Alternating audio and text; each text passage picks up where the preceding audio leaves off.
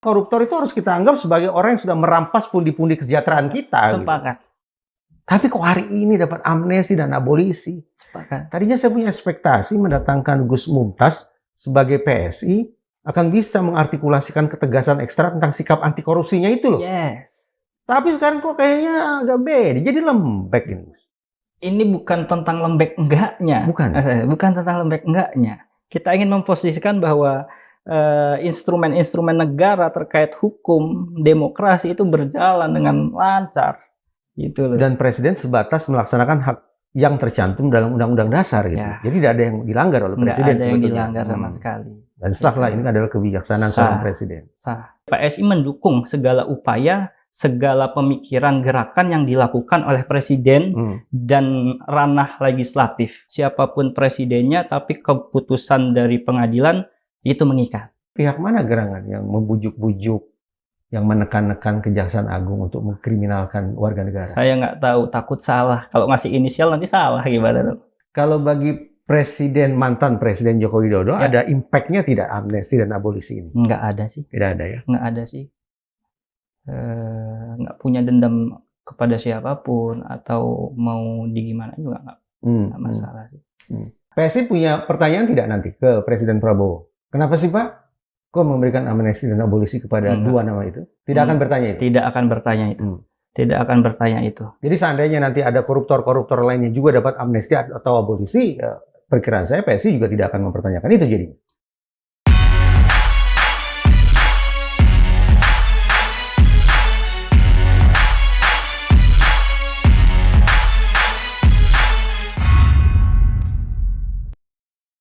Gus Hasto Kristianto, Sekjen PDIP, berulang kali mengatakan kalimat-kalimat pedas yang terarah kepada Joko Widodo. Disebutlah ini kurang lebih sebagai ikonnya ambisi kekuasaan.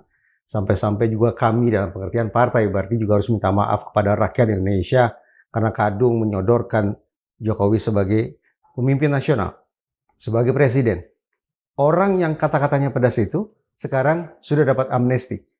Apa pandangan Gus Mumtaz? Sebenarnya perkara yang wajar-wajar saja Bang ya. Karena namanya emang ada instrumen di kepemerintahan kita, apalagi terkait dengan abolisi, amnesti. Bahkan di beberapa perkataan Jokowi ya seandainya bersalah, serahkan kepada hukum, putusan pengadilan yang mengikat, dijunjung setinggi-tingginya gitu. Kalau masalah dendam kayaknya Jokowi nggak pernah punya dendam kepada siapapun. Jadi seorang Hasto ketika dia dapat amnesti dari presiden memang sudah sewajarnya dapat amnesti? Iya, bisa jadi ya, bisa jadi, tapi kita akan ngobrol lebih panjang lagi mungkin nanti kalau bicara tentang itu. Kan sederhana, apakah Hasto layak atau tidak layak untuk dapat amnesti? Ini bukan perkara layak atau tidak layak, karena ada proses sistem yang harusnya dijunjung tinggi oleh negara. Lalu kemudian juga instrumen negara itu memiliki restoratif justice seperti abolisi dan amnesti. Lalu kemudian juga kapasitas presiden untuk membuat kepres terkait hal tersebut juga ada. Jadi ya itu sudah menjadi hak prerogatif presiden. Tapi unik ketika Gus tadi memulai kalimat barusan dengan kata seharusnya. Yes. Jadi saya bayangkan ada sesuatu yang tidak ideal paling tidak dalam pemikiran seorang Gus Mumtaz. Yes. Assalamualaikum warahmatullahi wabarakatuh. Sobat Madilog, saya mau terus terang ya. Dalam perbincangan kali ini saya membawa suasana hati dengan kebingungan. Saya haruskah terus-menerus mencoba meyakinkan diri saya bahwa hukum adalah panglima? Atau justru sekarang saya harus bergeser menganggap bahwa politiklah yang sesungguhnya merupakan panglima? Kebingungan, kegamangan, ketidakmenentuan dalam pikiran saya ini apa boleh buat terpantik oleh adanya amnesti bagi Hasto dan abolisi bagi Tom Lembong. Nah sekarang saya berharap bisa mendapatkan pencerahan, kita semua juga bisa mendapatkan kepastian di mana kita harus berdiri, sekali lagi hukumkah atau justru politik merupakan panglima, dengan teman berbincang saya yaitu MK Farah Mumtaz, SPSI MPP. Yes. Sapaan akrabnya yaitu Gus Mumtaz. Wakil Ketua Partai Solidaritas Indonesia DKI Jakarta. Oke. Gus, kembali ke tadi Gus. Tolonglah bantu saya ini. Ya. Seharusnya ya, tadi ada kata seharusnya. Ya. Berarti normatif Gus sudah sebutkan tadi. Ya. Tapi realitasnya bagaimana sebetulnya? Ini mudah-mudahan sih bukan karena apa ya, secara kondisional dan situasional, karena PSI identik dengan Jokowi, lalu kemudian Jokowi secara situasional punya apa sih namanya, dialektika sekarang dengan Hasto, kemudian dengan Tom Lembong. Mudah-mudahan sih nggak terkait dengan itu, makanya kita diundang buat mendiskusikan hal ini gitu. Tapi seandainya memang iya, mungkin ya penjelasan ini yang Anda semua tunggu gitu loh. Politik balas dendam mungkin ya. Politik balas Saya dendam. tidak membaca ada warna balas dendam juga, karena dalam pernyataan Jokowi dia katakan ya hormati hukum, hormati putusan pengadilan, normatif-normatif saja menurut saya. Ya, saya itu ingin menjelaskan Bang Reza bahwasanya posisi PSI yang per hari ini mulai rebranding kan, ganti logo, kemudian ada restrukturisasi. Sekarang lagi dipimpin oleh apa namanya, formatur. Mudah-mudahan minta doanya, minta restunya, minta ridhonya, mudah-mudahan bisa diberikan yang terbaik dari kader-kader yang terbaik. Saya ingin menjelaskan di sini bahwa rubahnya hal itu semua enggak merubah apa ya, gerakan politik idealisme yang selama ini dibawa oleh PSI. Jadi ada dua keyword kalau bicara tentang PSI. Yang pertama yaitu partai yang anti intoleransi. Keywordnya itu pertama. Kemudian ada keyword kedua, anti korupsi. Anti korupsi. Sebenarnya pingin banyak keyword yang ingin dibawa, cuman kita cukup tahu kapasitas kompleks ini nggak bisa kita bawa semua. Contohnya kalau kita bicara tentang keadilan ya sudah dibawa oleh forum keadilan. Mari kita coba bingkai agar kita berfokus bicara tentang bolehlah sikap PSI. Salah satu pondasinya adalah anti korupsi. Anti korupsi. Oke, lantas apa ini terkait dengan abolisi terhadap Tom Lembong dan amnesti terhadap Hasto? Yang pertama yang ingin kita bahas bahwa kita mau sama-sama mengajak seluruh bangsa, kalau bicara tentang korupsi, musuhi pasti tentang korupsinya, terlepas dari kepentingan politik atau dinamika yang memang mungkin terjadi gitu ya. Kemudian di balik peristiwa-peristiwa korupsi ini secara langsung otomatis ada dialektika hukum, pengadilan, kemudian ada proses pembuktian gitu kan. Apakah akan sesuai apa enggak? Oke lah, itu proses dialektika politik. Tapi ini hal yang harus dilalui oleh kita semua. Gitu kan. Sehingga sama-sama sistem ini mulai terbentuk, lalu dihargai, kemudian menghasilkan satu produk hukum yang sama-sama ditaati oleh kita. Entah siapapun pemimpinnya, siapapun presidennya, tapi keputusan dari pengadilan itu mengikat. Putusan pengadilan itu mengikat. Itu mengikat. Sampai kemudian tanda petik akhirnya Presiden Prabowo cawe-cawe dengan amnesti dan abolisinya. Yes. Sampai kemudian Presiden Prabowo, saya kira dalam hal ini negara kita sedang memfungsikan checks and balance, trias politika antara yudikatif, eksekutif, legislatif gitu kan. Artinya nggak semua bisa dikontrol oleh eksekutif saja, lalu kemudian tidak bisa diimbangi di checks and balance, semuanya dianggap benar oleh eksekutif, semuanya akan dilakukan. Masing-masing peran ini sedang menjalankan fungsinya di sini. Terbukti ketika ada proses pengadilan, lalu ternyata bisa di-balancing oleh legislatif, dalam hal ini mungkin Komisi 3 ya. Saya kira sudah ada perbincangan yang cukup matang di sana, dan pasti ada pertimbangan-pertimbangan yang ingin disampaikan terhadap negara ini. Lalu kemudian restu itu ditangkap oleh Presiden. Saya lihat sudah rilis ke presnya, ditandatangani oleh Presiden, abolisi terhadap Tom Lembong. Justru itu yang kita apresiasi. Dalam arti gini, untuk Tom Lembong kita apresiasi. Untuk keputusan Presidennya kita apresiasi. Dalam arti seperti ini, keputusan pengadilan yang kemarin sudah mengikat, artinya sudah dilaksanakan. Kemudian terkait dengan pertimbangan-pertimbangan lain, lalu ada amnesti atau abolisi, itu hak prerogatif Presiden yang saya yakin sudah melalui beberapa pertimbangan. Bahkan dalam hal ini, ya PSI mendukung segala upaya, segala pemikiran gerakan yang dilakukan oleh Presiden dan ranah legislatif. Karena saya yakin seburuk-buruknya keputusan kebijakan, asal dilandaskan dengan demokrasi, asas musyawarah ini, itu akan menghasilkan paling tidak hal yang terbaik. Keputusan abolisi dari Presiden kepada Tom Lembong kita apresiasi, saya garis bawahi ya, tadi Gus mengatakan itu. Tetapi keputusan Presiden terkait dengan amnesti terhadap Hasto, akankah kita sikapi serupa atau berbeda? Serupa. Jadi juga apresiasi untuk Hasto. Juga apresiasi atas apa yang sudah dilakukan Pak Presiden. Kalau misalnya kita berandai-andai ini, seluruh koruptor atau sebagian besar koruptor ternyata mendapatkan abolisi atau juga mendapatkan amnesti, berarti saya bayangkan Gus juga akan mengapresiasi itu. Justru itu, tadi saya tekankan di awal, kita mengajak sama-sama memusuhi korupsinya. Ya, itu yang membuat saya juga bingung. Iya kan? Dikatakan di satu sisi kita harus tegas anti korupsi. Jangan sampai ini menjadi jurisprudensi gitu ya. Di kemudian hari, wah koruptor bisa termaafkan. Gitu kan? Mari kita sama-sama memusuhi korupsinya gitu loh. Karena siapapun bisa terjadi dan bisa tertangkap atas apa yang dilakukan gitu. Bahkan walaupun tidak terlibat, tapi di dalam deliknya ada satu kejadian yang memang bisa menjerumuskannya gitu ya ke dalam kasus pidana, ya apa boleh buat gitu. Menurut Gus, ini merupakan cerminan betapa tegasnya seorang Prabowo dalam melakukan pemberantasan korupsi atau bagaimana jadinya? Yes. Ini ketegasan. Ketegasan dan kebijaksanaan Prabowo. Karena bicara amnesti dan abolisi ini kan upaya pengembalian status hukum ya, restoratif justice gitu ya, keadilan.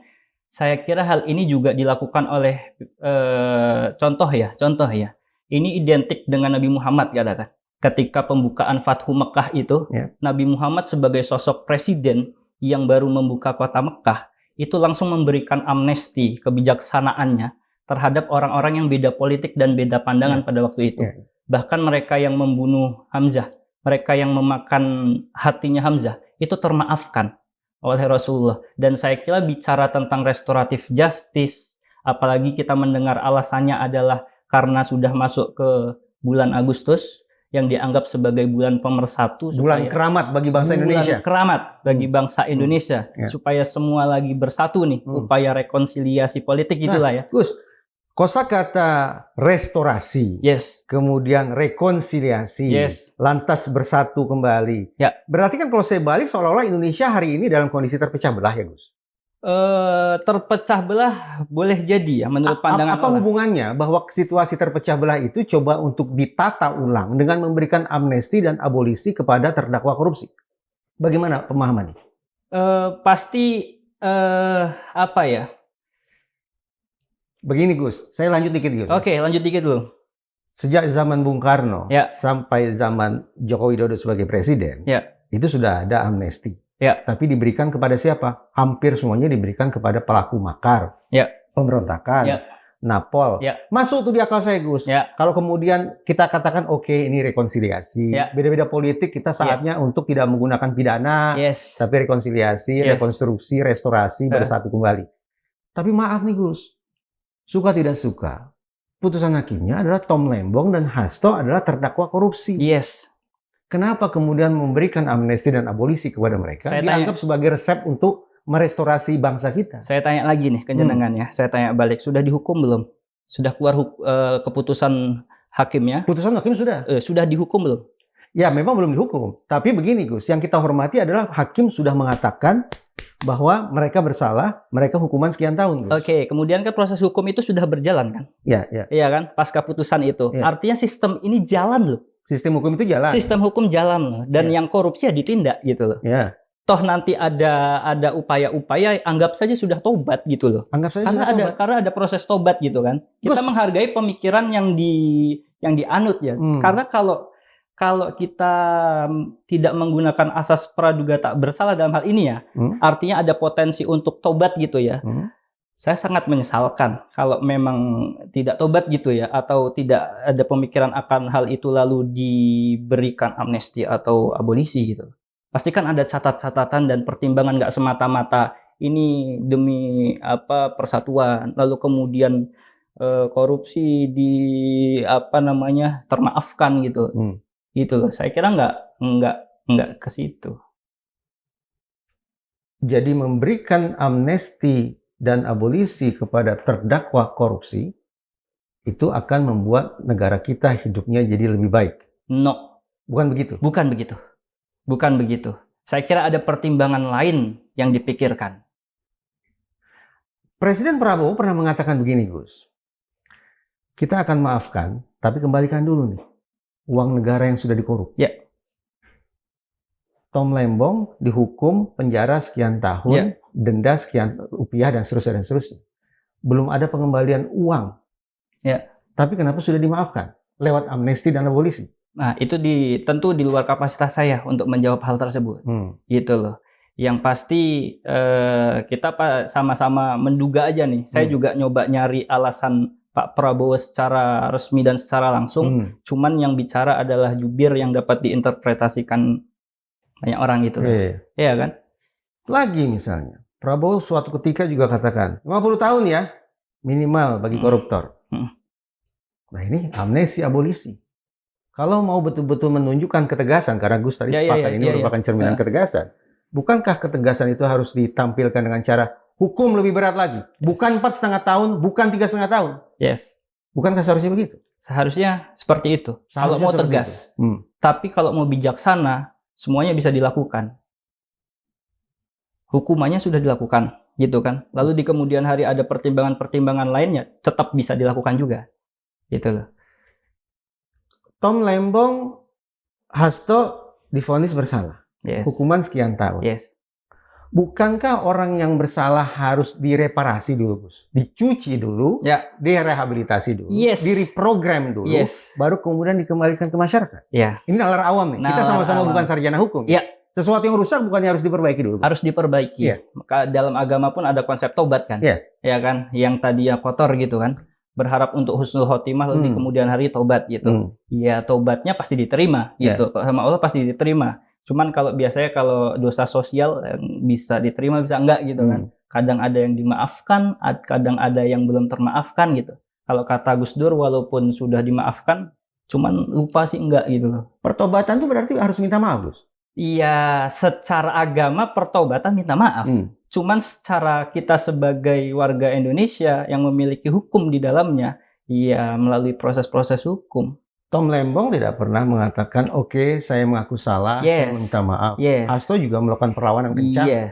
Pasti. Jadi tobatnya di mana? Nggak ada pasti orang yang akan mengaku salah gitu ya. Ya kan masa. Tapi ada, Gus. Ada di persidangan ada. Sehingga hakim bisa menilai terdakwa mendapatkan peringanan karena menyesali perbuatannya. Itu contoh tuh kalimat. Tapi sekali lagi, Tom Lembong dan Hasto di ruang persidangan melakukan perlawanan ngotot-ngototan keras juga, tidak ada pertobatan. Kalau tidak ada pertobatan dalam kurung permintaan maaf, lantas di mana ya justifikasinya kemudian mereka justru hukumannya ditiadakan, tuntutannya ditiadakan dan seterusnya? Saya boleh nggak bawa wacana mungkin sebagian orang berpikir bahwa mereka berdua tuh korban politik ya? Sebagian orang. Saya sampai nggak jadi minum. Aduh, korban politik karena dianggap ya mungkin pas lagi nggak bareng kepentingannya gitu ya. Antara mereka dengan penguasa pada waktu itu ya. Gitu loh. Mungkin saja seperti itu ada yang beranggapan. Tapi bagi saya proses korupsi ya silahkan ditindak kalau bisa sekencang-kencangnya gitu. Karena tadi gennya PSI ya itu bicara tentang anti korupsi ya diperiksa. Gus mengandus ada masalah politik di balik kasus hukum dua orang ini. Saya nyoba untuk membawakan karena yang beredar saat ini ya seperti itu. Karena dianggap, makanya kalau Bang Reza lihat alasan yang disampaikan per hari ini ketika, ini kan Kepres sudah muncul gitu kan. Alasannya apa? Persatuan gitu kan. Persatuan, harmoni politik dan seterusnya. Harmoni politik kan. Berarti ada ketidakharmonian selama ini. Ya kan? Dan dianggap dibawa ke ranah politik. Berarti ada yang berpikiran bahwa ini kasus politik. Iya kan? Dan Gus mengamini itu? Bukan mengamini. Ini kita sama-sama membincang akan hal tersebut gitu. Supaya saya kira semua juga bisa mengakses datanya ya sekarang. Gitu. Kenapa saya sampai nggak jadi minum barusan? Saya juga mau minum jadi. Ya, silakan Gus. Beberapa bulan lalu Gus, juru bicara DPP Partai Solidaritas Indonesia, Beni Papa, itu di media eksplisit mengatakan, ini saya kutip ya, kurang lebih lah gitu. Beni menegaskan bahwa kasus yang menjerat Hasto murni persoalan hukum. Jadi endusan politik Gus tadi itu berangkat dari mana? Ketika ranah ini masuk ke hukum ya, maka yang dibedah dan sanksinya juga berdasarkan hukum. Makanya kalau perkataan Pak Jokowi itu cukup jelas ya. Silahkan disesuaikan dengan keputusan pengadilan. gitu. Semua diserahkan gitu. Karena dalam hal menentukan ini salah, apa ini ditunggangi oleh politik, itu biar di pengadilan nanti yang membuktikan. Di situ ada proses dialektika antara hakim dan terdakwa untuk menyampaikan alasan argumentasinya gitu kan. Ya kan? Dan itu ya pasti karena ada sistem itu. Saya sebetulnya segendang sepenarian loh dengan PSI dalam isu ini. Yes. Tadi saya katakan ya, juru bicara DPP PSI menyebut ini murni persoalan hukum. Kemudian Joko Widodo tanggal 31, berarti berapa hari lalu. Frasanya sangat lugas, tidak multitafsir. Hormati proses hukum dan hormati keputusan pengadilan. Kalau dua pernyataan ini kita rangkai, maka kan semestinya kita harus sepenuhnya percayakan bahwa sudah ada otoritas Mahkamah Agung yang akan memutus dengan seadil-adilnya nasib Tom Lembong dan nasib Hasto. Tapi tiba-tiba datang Prabowo Subianto. Tidakkah harus kemudian kita anggap itu sebagai mengganggu, tidak menghormati proses hukum, tidak menghormati keputusan pengadilan, dan seolah membenarkan bahwa ini memang ada warna politik? Sebelum nyampe ke Prabowo, itu kan ada dialektika di antara legislatif gitu ya, dipimpin oleh Komisi 3 gitu kan. Saya yakin di sana juga beraneka ragam orang, partai, dan kepentingan gitulah.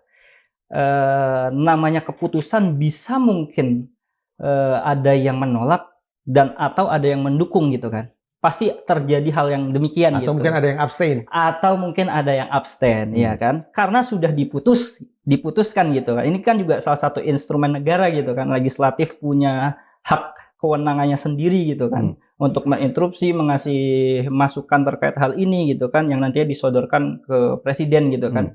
Ya paling tidak ada proses demokrasi lah di situ. Gitu loh. Dan itu di luar kapasitas saya, di luar kapasitas partai PSI karena tidak masuk ke Senayan gitu ya. Iya sama-sama kita hargai proses itu gitu loh. Jangan sampai karena sudah diputuskan lalu saling salah menyalahkan, terus antras kepada pemerintah, pada negara gitu. Ada gerakan-gerakan yang di luar kapasitas yang tidak harusnya terjadi gitu. Jangan sampai gitu loh. Iya kan? Namanya makanya saya bilang di awal mungkin ini bisa menjadi satu pembelajaran karena extraordinary kejadian yang tidak biasa lah. Ini saling checks and balance antara legislatif, kemudian yudikatif, presiden. Berarti ini bisa. Nggak semuanya kalau kata orang zaman sekarang kan no viral no justice gitu ya. Bisa jadi yang viral itu adalah keadilan gitu yang dimaksud. Ternyata nggak semua yang viral itu merupakan keadilan. Ternyata bisa di checks and balance satu dengan yang lainnya untuk memastikan ini benar apa enggak sih gitu. Ini boleh apa enggak sih gitu kan. Gitu. Sebagai partai yang tegas mengatakan dirinya anti korupsi dan korupsi harus menjadi musuh kita bersama. Kira-kira PSI akan memberikan koreksi tidak terhadap keputusan yang sudah diambil oleh kita Presiden Prabowo? Bahkan sangat sampai sekarang masih konsisten mendukung RUU perampasan aset ya. Iya kan? Bagus kan itu? Bagus. Gitu loh. Tapi di luar kewenangan itu semua, ya menyuarakan pasti. Menyuarakan pasti, apalagi war, perang terhadap korupsi ya. Kita ajak bareng-bareng gitu loh. Di luar itu, di luar kapasitas kita. PSI punya pertanyaan tidak nanti ke Presiden Prabowo? Kenapa sih Pak? Kok memberikan amnesti dan abolisi kepada dua nama itu? Tidak akan bertanya itu? Tidak akan bertanya itu. Tidak akan bertanya itu. Jadi seandainya nanti ada koruptor-koruptor lainnya juga dapat amnesti atau abolisi, perkiraan saya PSI juga tidak akan mempertanyakan itu jadinya. Bisa nanya, bisa enggak. Bisa nanya, bisa enggak. Bisa nanya, bisa enggak. Supaya tidak menjadi jurisprudensi tadi. Kasuistis lah ya. Kasuistis. Dalam kasus seperti apa berarti PSI akan bertanya? Kalau nggak ada kejelasan, argumentasi, atau nggak ada delik yang menuntut untuk melakukan restoratif justice, iya kita pasti akan tanyakan gitu loh. Kalau toh nanti ada di DPR PSI, ya kita kasih instruksi gitu. Terhadap terdakwa korupsi, bukankah justru sepatutnya kita pandang mereka adalah pengganggu, perusak persatuan? Bukan harus begitu? Sepakat. Kalau sepakat berarti kan harus dikucilkan, dikirim ke dalam ruang hukuman pidana. Iya. Dikirim korupsi, dikirim pidana. Ya kalau begitu ya sekali lagi saya masih belum paham juga kenapa Tom Lembong dan Hasto harus kita berikan cara berpikir yang berbeda. Iya. Janggal nggak sebetulnya sini, Gus? Kalau prosesnya, saya kira nggak ada yang janggal. Masa? Karena sudah didefinisikan. Hanya saja beberapa informasi mungkin ya, yang kita belum dengar, gitu loh Bang. Ya kan, bisa jadi kan karena ada yang secret katakan, lalu yang di publik apa, yang kita nggak dengar apa gitu kan. Karena cukup tabu aja ketika hal ini dilakukan tanpa ada dasar yang jelas dan kuat. Iya kan? Nah, jangan-jangan korupsi ini selamanya akan ada di Indonesia dan itu kan akan asumsinya akan ke sana-sana. Sebetulnya saya juga berpikir ini masih belum ada kejelasan. Walaupun kosakata atau frasa yang dikemukakan oleh Menteri Hukum yaitu Pak Andi, Andi Supratman ya seingat saya, itu berbunga-bunga, tapi tetap saja bersayap gitu. Harmoni, kebersatuan, NKRI dan seterusnya itu kalimat-kalimat klise yang tidak ada hubungannya dengan masalah orang yang sudah melakukan korupsi itu. Itu tafsiran saya. Karena itu sebetulnya saya ingin titip nih, mumpung ketemu Gus Mumtaz dan mumpung PSI belum masuk parlemen, kenapa tidak mengambil posisi yang coba kritis, evaluasi tentang keputusan terkait amnesti dan abolisi? Kenapa tidak bawa posisi itu aja? Akan mengambil posisi itu? Tentu kalau secara keorganisasian gitu ya, akan dirumuskan kalau untuk mengambil kebijakan ya kan yang Gus wakil ketua, Gus. Iya, cuman kan ada lagi petingginya gitu. Bicara tentang ini kan beririsan dengan partai lain gitu kan, dan perihalnya nggak cuma sebatas terkait masalah Tom Lembong dan Sekjen aja, Pak Hasto, terkait dengan komunikasi politik lainnya juga pasti akan berhubungan gitu. Jadi tolong saya dikoreksi supaya saya tidak bertafsir dan juga Sobat Madilog juga punya pemahaman yang clear tentang sikap PSI bahwa pemberian amnesti kepada Hasto dan abolisi kepada Tom Lembong itu harus kita pahami sebagai bentuk ketegasan Presiden Prabowo dalam memberantas korupsi di Indonesia. Kebijaksanaan. Ya. Diskusi selesai kalau kemudian kita anggap itu sebagai sebuah kebijaksanaan Presiden. Kebijaksanaan Presiden. Kalau bicara tentang islah, rekonsiliasi, restoratif justice. Antara siapa dengan siapa rekonsiliasinya? Pokoknya proses restoratif justice. Maka nggak ada yang melebihi Pak Prabowo dan Pak Jokowi. Di masa Pak Jokowi juga musuhnya pun dirangkul. Iya kan? Di masa Pak Prabowo ini juga yang bisa kita ambil mungkin musuhnya pun dirangkul.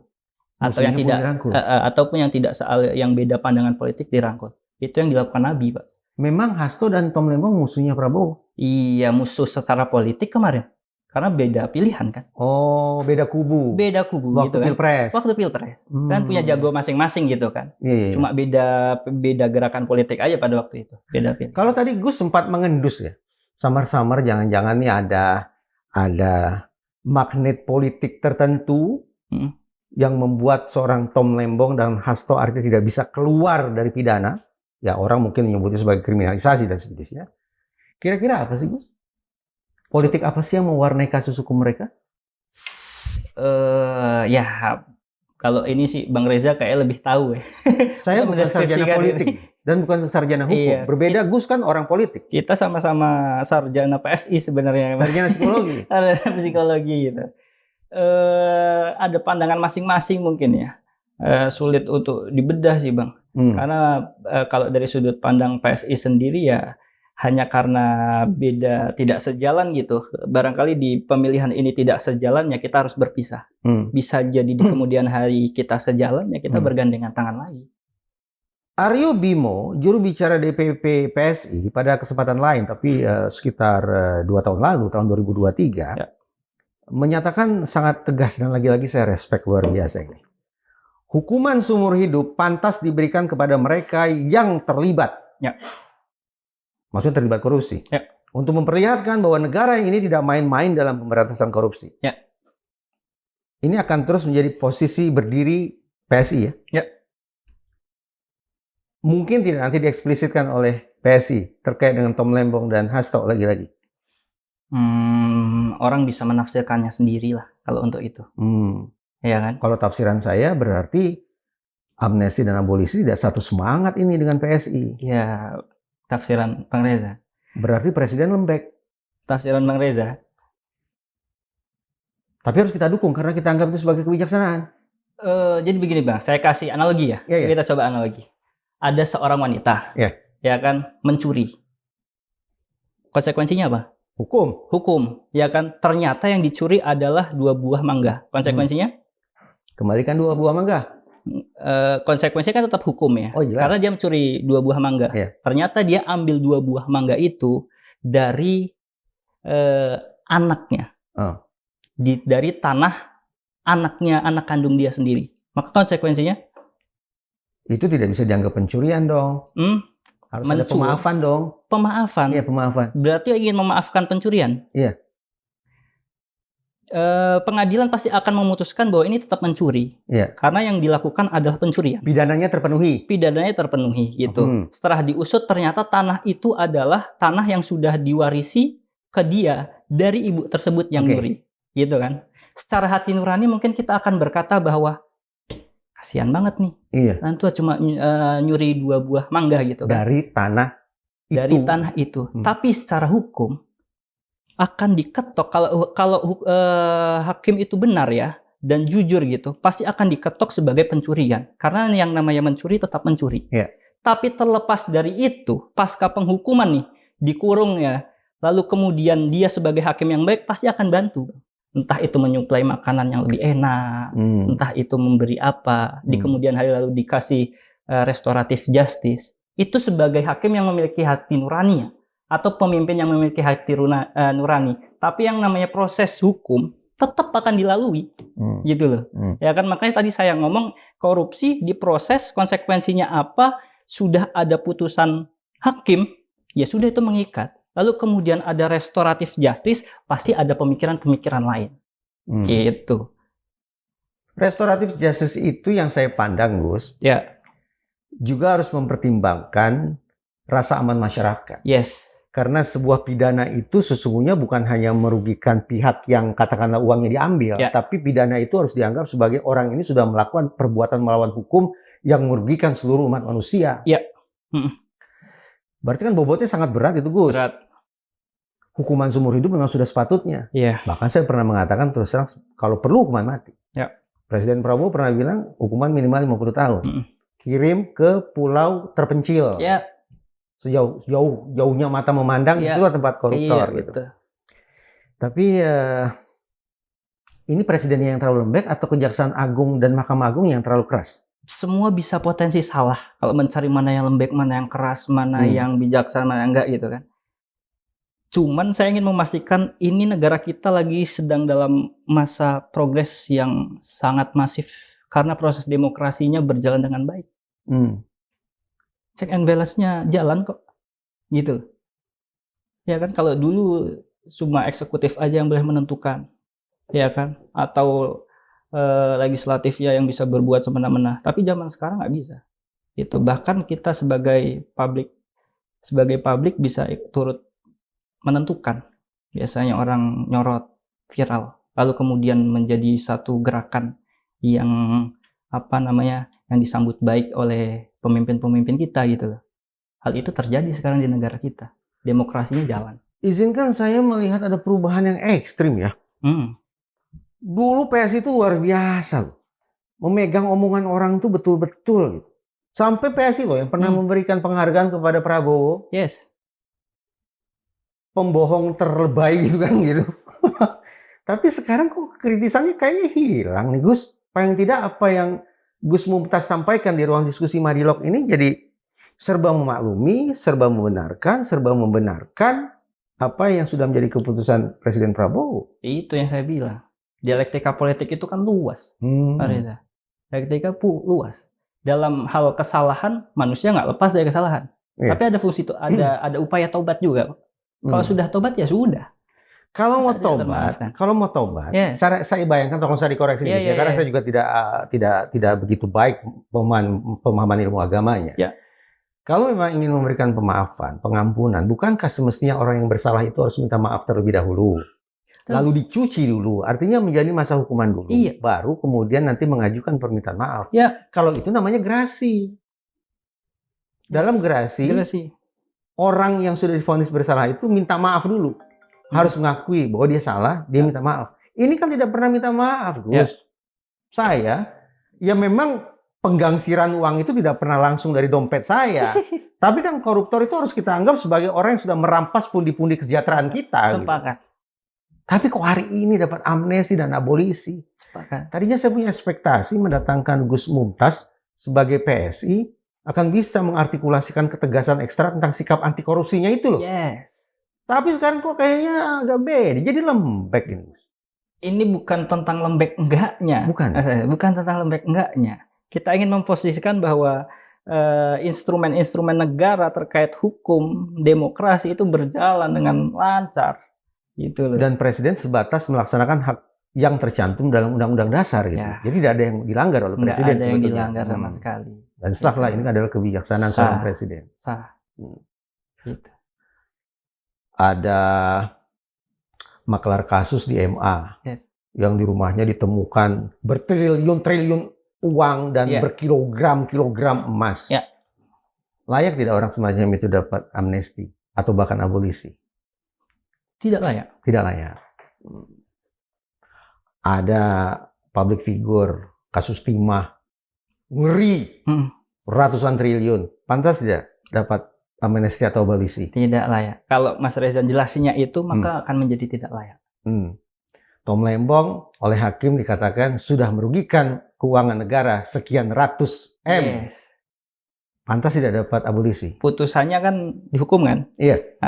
Lalu kemudian ada pertimbangan lain, ya kita tidak bisa punya kapasitas apapun sebagai rakyat lah. Itu kritis boleh sebenarnya kalau ada yang beda pendapat. Hasto, Yes. suap, Ya. layak dapat amnesti? Ya, tidak layak. Tidak layak. Kalau deskripsinya seperti itu, saya ulangi. Tidak layak ya. Ah. Berarti memang ada pertimbangan-pertimbangan dan hukum sepertinya ya, Gus. Iya. Tapi pertimbangan-pertimbangan politik. Ya. Dan ini yang akan membuat situasi kehidupan bernegara kita akan jadi lebih guyup lagi. Guyup. Ini sikap yang sudah ditentukan oleh PSI berdasarkan arahan dari Kaisang. Berdasarkan arahan Kaisang, untuk PSI tetap berada dengan DNA itu tadi. Yang pertama yang harus dibawa dari awal tadi anti intoleransi, kemudian anti korupsi. Itu sama-sama kita perangi. Itu sebisa kita, iya kan? Jangan sampai lempem lah di kemudian hari. Amnesti dan abolisi ini akan membawa kebaikan bagi PSI? Jangan sampai jadi jurisprudensi. Maksudnya? Di kemudian hari lalu termaafkan atau jadi motivasi orang lain untuk korupsi, jangan sampai gitu. Karena narasi ini pasti akan ada gitu. Iya kan? Bang Reza juga seperti itu saya lihat gitu. Kalau tadi bicara nantinya bisa jadi ada yang korupsi lagi gitu kan. Tenang aja nanti presiden kasih amnesti kok. Tenang presiden aja. kasih abolisi gitu.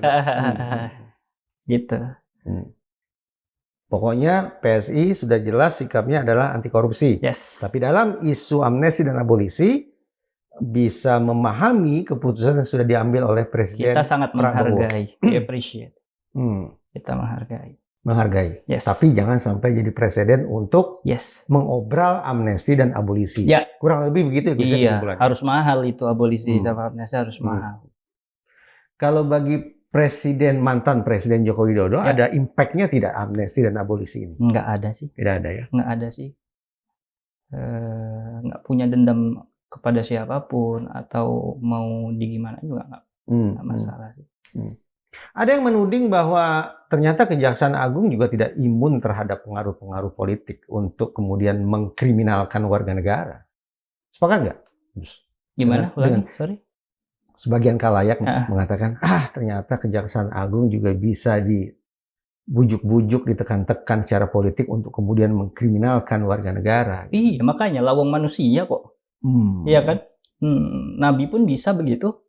Cuman kan langsung kena teguran. Iya kan? Langsung kena teguran. Kalau memang betul begitu, berarti pihak mana gerangan yang membujuk-bujuk, yang menekan-nekan Kejaksaan Agung untuk mengkriminalkan warga negara? Saya nggak tahu, takut salah. Kalau ngasih inisial nanti salah gimana dong? Apa inisialnya? Ya nggak tahu. Makanya saya nggak tahu itu. Saya nggak ngerti itu. Saya nggak ngerti. Jadi Kejaksaan Agung harus dikoreksi, Gus? Kalau salah ya dikoreksi. Gitu. Nggak selamanya akan benar. Bahwa Kejaksaan Agung sudah membawa Tom Lembong dan Hasto ke ranah pidana, tipikor, Itu harus dikoreksi. Secara umum, kalau salah ya dikoreksi. Kalau salah ya, Iya, iya. kalau salah dikoreksi, ada kode etik gitu kan. Iya. Bahkan semua lembaga negara sekarang instrumennya sudah lengkap. Saya tidak ingin pukul rata, Yes. tapi spesifik dalam kasus Spesifik. Tom Lembong dan Hasto, Ya. mereka harus dikoreksi tidak? Kejaksaan harus dikoreksi tidak? Kalau itu memang dibutuhkan ya silahkan gitu. Tapi tetap dengan prosedur yang sudah ada dalam ketentuan negara. Gitu loh. Jangan sampai tahu-tahu makar gitu kan. Itu yang kita takutkan. Halnya sepele gitu kan, tapi makar. Hingga beberapa segi kan amnesti dan abolisi ini menganulir putusan dari hakim kan. Ya. Putusan Mahkamah Agung, putusan Wakil Tuhan. Bisakah kalau kemudian saya katakan demikian pula bahwa Mahkamah Agung pun harus dikoreksi? Ya. Ya. Dalam dua kasus ini Mahkamah Agung harus dikoreksi. Bukannya harus dikoreksi, malah sudah terkoreksi mungkin ya. Karena kan sudah dianulir kan. Sudah terkoreksi gitu. Dan ini proses dialektika demokrasi. Kalau begitu, semestinya Tom Lembong dan Hasto memang tidak pernah dibawa ke ranah hukum ya, Gus? Kalau ada yang melaporkan, harus diproses. Korupsi bukan delik laporan, bukan delik aduan. Iya, kalau ada temuan, diproses. Gitu loh. Dan temuan yang membuat Tom Lembong serta Hasto masuk ruang sidang tipikor itu adalah temuan yang real, objektif adanya. Iya, pastilah. Bahwa mereka melakukan penyalahgunaan. Pasti, karena ada beberapa syarat yang harus terpenuhi kan, untuk penindakan kasus korupsi gitu. Kalau enggak ya ceroboh, bahkan ngaco berarti ini. Itu loh, pasti ada. Walaupun salah gitu, katakan salah atau apa ya, itu beda hal. Tapi proses itu harus dilalui. Jadi sebetulnya sampai pada putusan itu sudah pas ya? Putusan hakim terhadap Tom Lembong dan Hasto sudah pas menurut Gus Mumtaz? Pasti, sudah pas. Sesuai dengan ketentuan. Ya. Pembuktian sudah meyakinkan bahwa mereka harus divonis bersalah. Iya, apalagi sudah itu juga tersorot live kan, segala macam. Lalu datanglah anulir dari Presiden Prabowo lihat amnesti dan abolisi, yang dampaknya adalah harus kita pahami sebagai apa, Gus? Ya, datangnya pertama ke ini dulu kan, ke legislatif dulu. Iya, ya, sudah kan? berembuk dulu lah, minta pendapat dulu. Berembuk dulu, nggak semata-mata lalu presiden memutuskan, gitu lah. Kalau langsung mutusin kayaknya kok baru rada rancu gitu, alurnya nggak sesuai. Memang Presiden Prabowo ini ternyata pemaaf juga, Gus ya? Ya.